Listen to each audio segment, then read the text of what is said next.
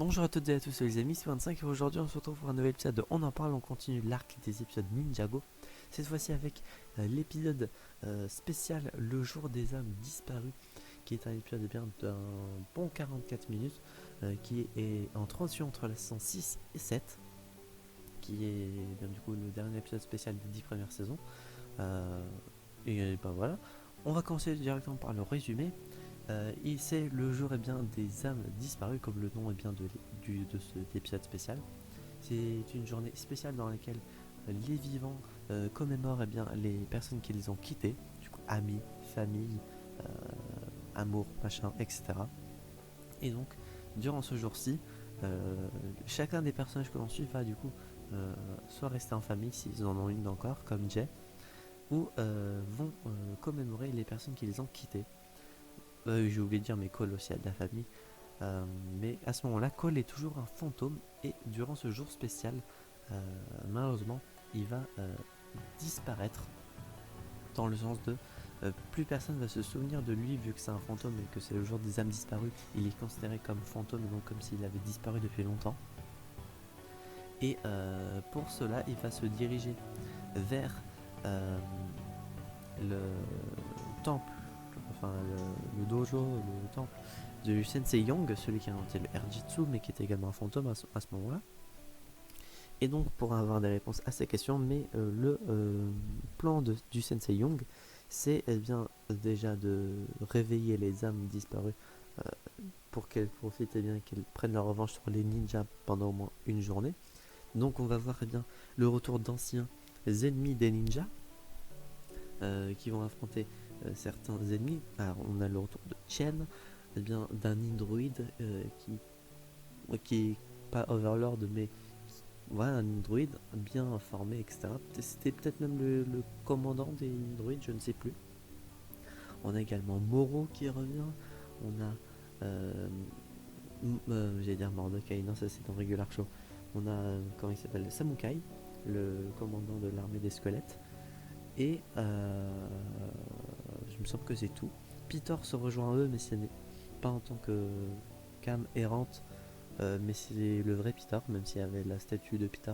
Oui, parce que les âmes prennent la possession de statues qu'il y avait dans le musée à ce moment-là pour bien célébrer du coup le jour des âmes disparus.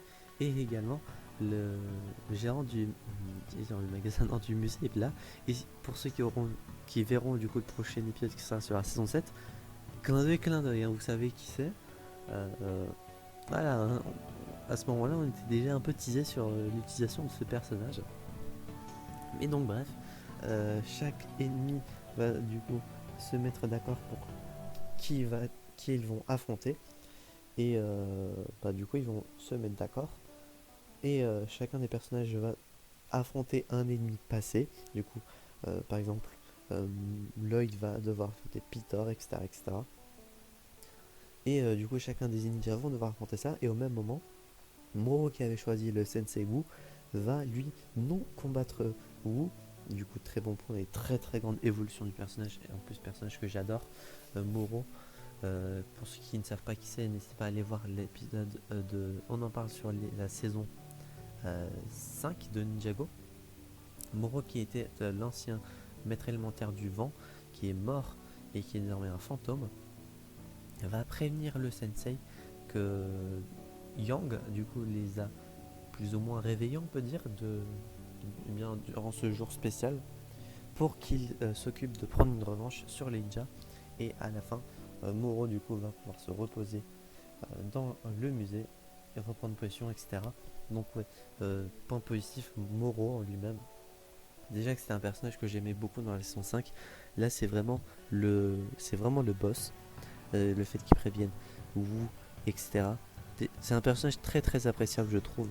Même s'il a fait des bêtises, qu'il n'était pas net dans sa tête ou qu'il avait des plans machiavéliques, c'est un personnage qui a évolué et qui a évolué dans le très bon sens.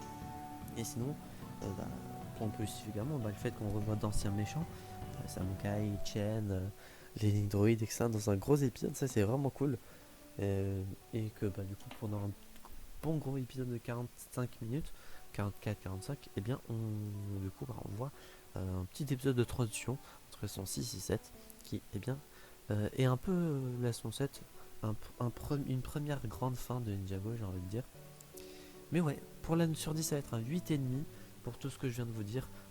Combat avec les anciens méchants, moraux, épisode très intéressant avec la fin. Euh, Cole, bien qu'il y a une grande évolution également, un bon buff. Vous verrez ça si vous regardez l'épisode. Mais ouais, vraiment cool. Et j'espère que cet épisode de On en parle vous aura plu. Si c'est le cas, ah oui, j'ai peut-être pas, je crois que j'ai oublié de donner la note, 8,5 sur 10, voilà. J'espère que cet épisode dont on en parle vous aura plu. Si c'est le cas, n'hésitez pas à vous abonner, à mettre un petit pouce bleu, activer la cloche, à mettre un commentaire votre avis sur cet épisode, le jour des âmes disparues, sans spoiler si vous l'avez vu, et si vous ne l'avez pas vu, et si vous n'avez pas regardé Ninjago, votre envie de... Est-ce que vous avez envie de regarder, bien évidemment, Ninjago, après tout ce que je viens de vous dire. Et d'ici là, on se retrouvera donc, j'espère, la prochaine fois pour de prochaines aventures. C'est le 55 et je vais vous dire enjoy.